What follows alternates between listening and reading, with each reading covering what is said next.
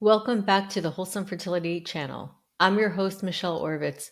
Today's topic is one that I feel a lot of women on the fertility journey wonder about, especially if you've come across mindset tools, affirmations, or manifestation practices. The question is, should you worry about manifestation when you're trying to conceive? I feel like this is such an important conversation because there's so much messaging out there about the power of the mind as well as energetics when it comes to your future. While these tools can be extremely supportive, they can also sometimes cause a lot of pressure or even guilt that you're doing something wrong and that is causing you to struggle when you're trying to conceive. So let's unpack this together. I want to talk about my own personal experience with manifestation and how I think this can fit into the fertility journey.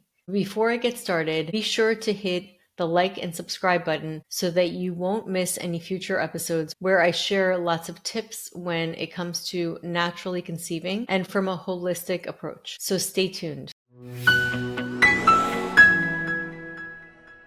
So should you be worrying about manifestation when you're trying to conceive? So let's start with this. No, you should not be worrying about manifestation when you're trying to conceive, although it can be, and there are a lot of tools that you can do that can support you through the journey. And I want to make sure that it is clear that no, you are not blocking yourself from trying to conceive. You are trying your best to do whatever you need to do in order to have that baby. So this is something that I come across a lot with my work and the clients that I work with and my patients as well. And what I find is that there's a lot of guilt that people hold and feel that they are really at fault for the challenges that they're going through. And that is completely not the case. In fact, many people who are trying to conceive really would try to move mountains in order to grow their family. So it's not that not enough is being done. And also having negative thoughts or fears does not mean that you are manifesting every fear that you're having. So I would like to really unpack a lot of this, but I also want to talk about how this can come in as a support if done in an aligned way. So when it comes to trying to conceive, there are so many different layers to it. And there are a lot of things that you really have to do that are in this material world, and it's not something that you could just think about.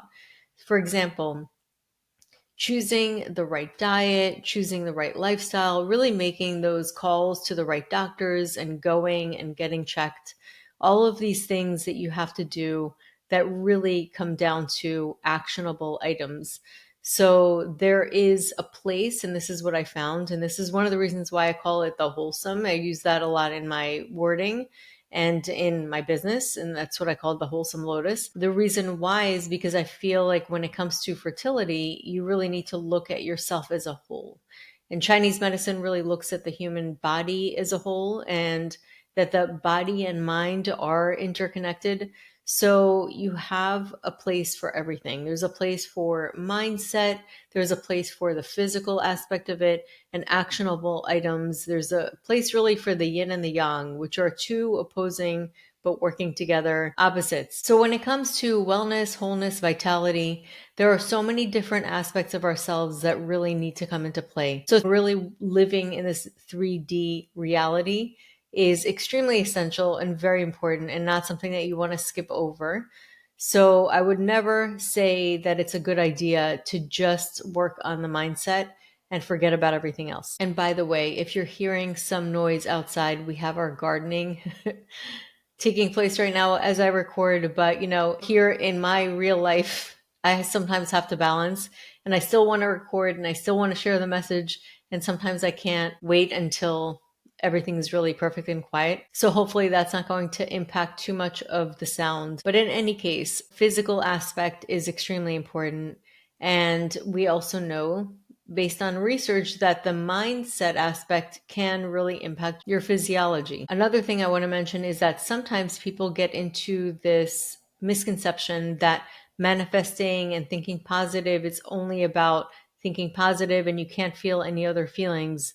And you have to shut down any other feelings that are there or come up or any pain or discomfort emotionally.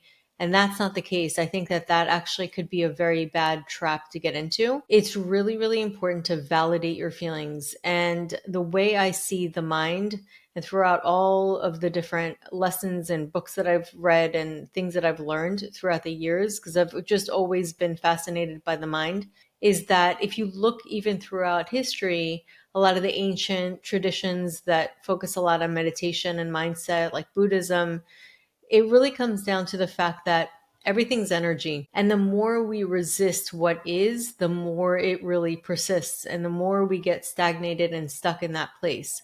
So, one of the most important things that you can do really is to allow the thoughts to come when they're active. And the way I see emotions is that sometimes they're dormant and you can control your thoughts.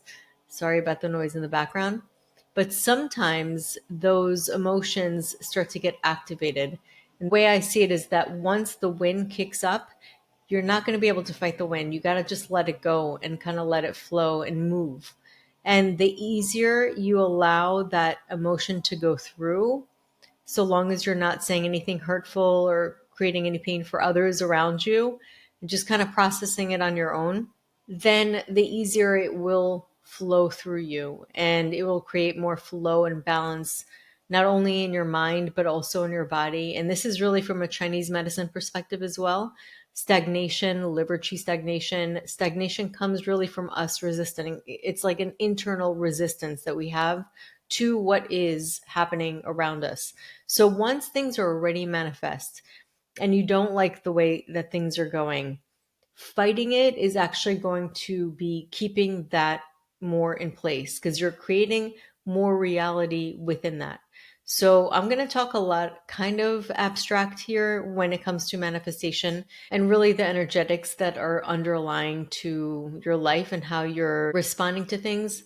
When it comes to that energy, and we look also into like ancient traditions such as martial arts, and there's something called Aikido, and that is basically a type of martial arts that rather than resisting the person that's coming at them, like say somebody is running towards them, they actually move in the direction of the person running towards them so that they're using that energy that rather than to resist it, they're moving with that energy. And through doing that, they actually defeat the other person.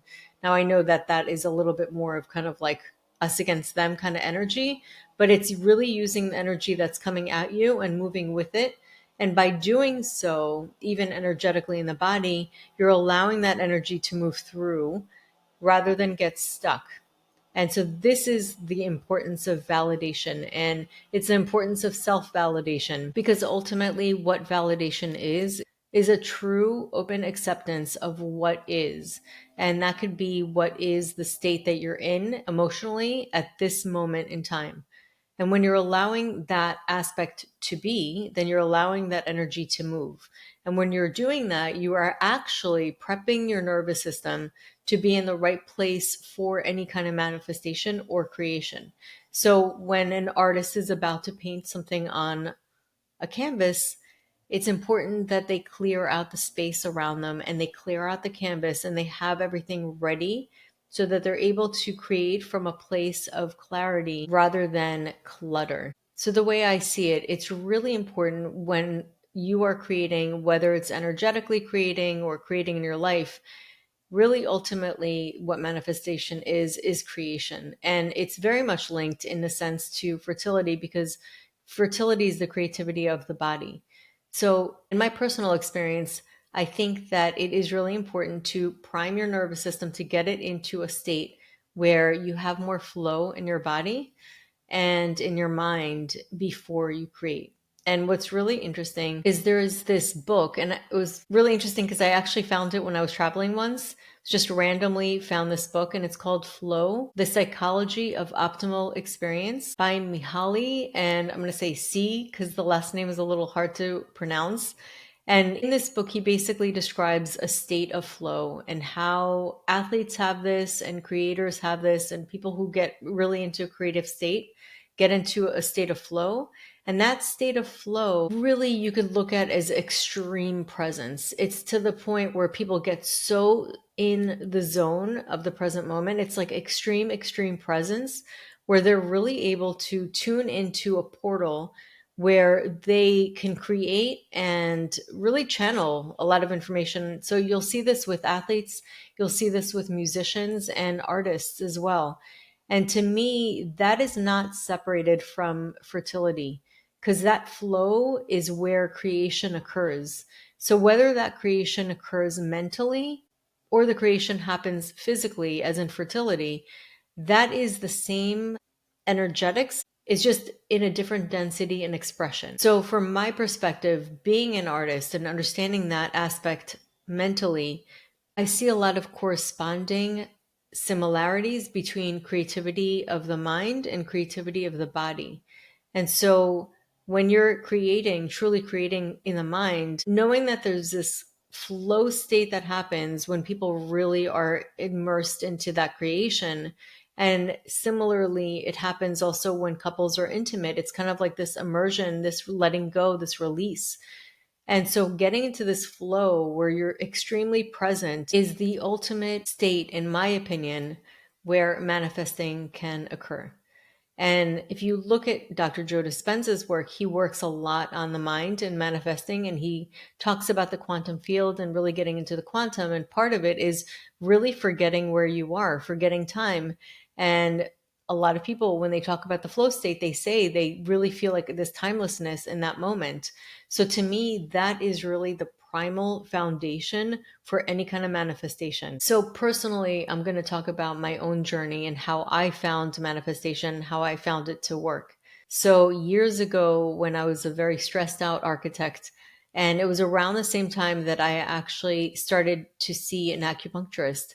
The acupuncturist was helping me with my periods. So think second chakra, creativity, that's the womb area. And he was helping me with that as well. And during this time, not only was I getting better physically and my period was starting to regulate, but I also got into a book. And you can call it synchronicity, or it's kind of some crazy coincidence that I happened to find this book around the same time that I was also physically healing. And this book was called The Power of the Subconscious Mind by Joseph Murphy. And this book has really changed my life. And through this book, I started writing affirmations, but it just so happened to be, and I kind of like made sense of this later on, that I also meditated around that time. I got into meditation. So I think that in a weird way, synchronicity, I was priming my mind to be in a state of creativity and priming my mind to be in a state where I was able to manifest. And so what I ended up doing is learning the techniques, and one of them being writing down affirmations. And really the key thing is that you write affirmations that are in the present moment. And it's important really as you are creating and writing the affirmations that you find ones that align with your BS meter. And what I mean by that is that you don't want to have the BS meter go off saying this is just complete nonsense, because as soon as that happens, your subconscious mind, your conscious mind is going to be like, this is not going to happen. This doesn't make sense. I don't really believe in it. And you want to feel safe in that affirmation, meaning you want that affirmation to not be such a drastic jump from the reality that you're in to the reality that you want, but you're thinking, okay, even though you really want that reality, it doesn't feel safe to jump from such a strong contrast of reality. So it's important to find something that will ease you into it. And then the more seasoned you become on manifesting, the easier it will be. And personally, my own journey, I started writing down affirmations. And for me, I'll tell you the stories that happened to me. I was working, I moved to New York, and around that time, it was in between jobs. So I lived in San Francisco, I moved back, I stayed with my mom, and I was supposed to work in New York City. And one of the things I really dreaded at first was to work in New York City in some cooped up little cubicle where I had no light. And I remember thinking, okay, I'm reading this book. It's telling me that I should be manifesting and focusing on only what I want, not what I don't want. So I said, okay, I want natural light. That was something that I felt really important. So at the time I kept thinking of like natural light. working in a job that I really liked. And it happened to be, even though I changed my careers and I didn't feel that architecture aligned for my work, it still happened to be my favorite job that was actually going to come from that manifestation. So I started thinking about and writing about working in a job where I had lots of natural light. And what do you know? I found a job and they had 3 stories in a building in New York City. And where they put me was right under these huge high ceiling skylights. And I'm thinking, like, this is very, very unrealistic. And I remember even telling my cousin who lives in New York City, and he said that is just not something that happens. It's very, very rare. So that was just one of the things that I saw. And then I also really enjoyed the people. I had the best time. And then I started writing affirmations about meeting my husband. And so I wrote a huge list of exactly what I wanted. I wrote it on a really beautiful handmade paper. So it was one of those like handmade papers that was really cushiony and beautifully made. And I put a candlelight and I created this whole atmosphere. And I wrote down what I wanted in a husband. And I described it as if it already happened. So I said, I am married to X, Y, and Z, and I describe exactly his personality. And there were definitely very unique traits that I put in there that were very specific to him. A month later, I met my husband. And the crazy thing is, I don't remember throwing that paper out. I remember keeping it somewhere. And for the life of me, I have no idea where it disappeared to. But I will not forget the list that I put in because it was exactly who my husband was. And I know because it was something that I really felt strongly about as I was writing. So it was something that would never really leave my memory. So ultimately, a manifestation practice can really support your fertility journey, but you don't want it to invalidate your experience. You don't want it to overwhelm you and be more stressful. And you don't want it to make you feel any kind of regret or shame that you're not doing things right. But if you use it in a way that can really support you, it could be really tremendous. And I do often talk about this with my clients and my patients as long as I know and feel that they're ready. So if you are ready and you feel like, okay, I want to add this to my journey, then here are a couple of tips. And I talked a little bit about this before, but one of them is to really prime yourself to be in a state where you're able to be in flow. It's really, really important to be in a more neutral state where you're not resisting too much and you're not desiring too much, if that makes sense. So you don't want too much of a push or a pull. You want to get into a state where you're a little more neutral and aligned. And one of the best tools for that is meditation. What meditation does oftentimes is it really gets you into the present moment. It gets you into your body. It gets you into a receptive listening state. And it also really gets you open. And the way to meditate really, there are 2 major ways that a lot of people will teach. And one of them is to pay attention to your breath because you cannot really be breathing in the past or the future. If you are focused on your breath, it's usually in the present moment. So you're ultimately giving a focus to your mind so that when you have the monkey mind in the background, you can bring it back into the breath, which is always in the present moment. That being said, you're always going to have a little bit of a monkey mind and your mind is going to want to go wandering off. But what you do is you keep bringing it back to the breath. And similarly, you can also do mantras internally that you're thinking to your mind. Now, the mantras that you choose do make a difference. There are seed mantras that are from Vedic traditions, and they have studied the different mantras, and there are certain mantra sounds that do make a difference. Some sounds that are random can actually make it worse. So they studied a lot of these sounds and they found that these seed mantras actually do calm the nervous system. So if you want to just focus on one, it could be Om, or it can even be the word calm or one, because those have been shown to also calm the nervous system. So that being said, your subconscious mind does not know the difference between negative or positive. So if you want to say something that you want into your life, focus more on what you want. Don't say, I don't want to be afraid, because your subconscious mind will take that as, I want to be afraid. You don't want to do that. So you want to say, I want whatever it is you want. And in order to bypass the BS monitor in your mind, what you'll want to do is maybe start slowly. So maybe focus on my body and my reproductive health is getting better and better in every way and every day. So you're saying it as something that is happening in the present moment. So it's getting better, but you can also say it is primed, it is optimal, it's healthy. There's a lot of blood flow in my uterus and my ovaries, and every cell is being healed. So you want to say it in the present moment. You want to say it as if it already happened. But to go from like wanting to conceive to say, I already have a baby, it might actually cause your mind to say, hey, no, something's not right. So you want to ease yourself into that. You could imagine yourself eventually pregnant, the healthy pregnancy. Some people do actually see the baby. And so it's not that you shouldn't do that at all. You just want to check in with yourself and see if your body and your mind are aligned with that so that it feels more natural. So that's why I always say start out slow, ease yourself into it.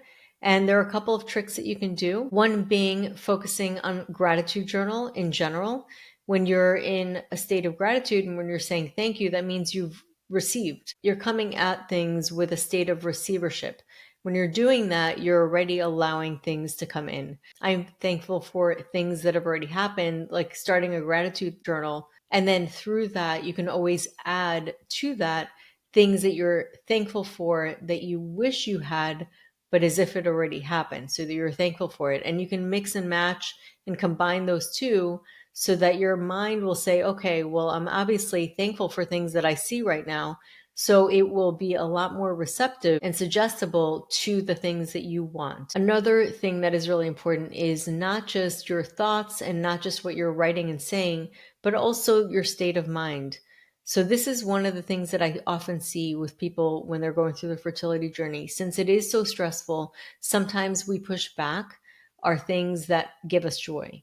You know, all the things that you used to do before you were on the fertility journey. It's really, really important to make time for that and to make time for things that bring you joy, because your state of emotions does impact how you're able to create.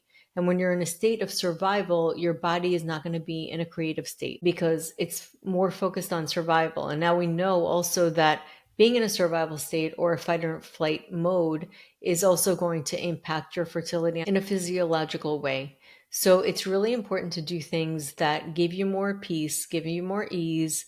And I highly suggest, actually, this is a really quick fix, is watching comedies, just laughing, getting into that state where you're just forgetting, just even for a little bit, even if you could take an hour a day of doing something like that, something that will get your mind off of things, maybe being in nature, doing something that you like, listening to music, anything that you can do that will shift your state of mind to a more positive, more easy, more open would be ideal. So if this is something that you feel really resonant with, and it's something that you would like to learn more about how to get into a state of calm and really get into the mindset aspect of it, I do have a rooted mindset membership that helps with a lot of different ways to really get into the inner workings of our minds. And this includes hypnosis audios, meditation tips, lots of mindset tools, including some yoga as well. And I will leave a link to that in the description so you can check it out.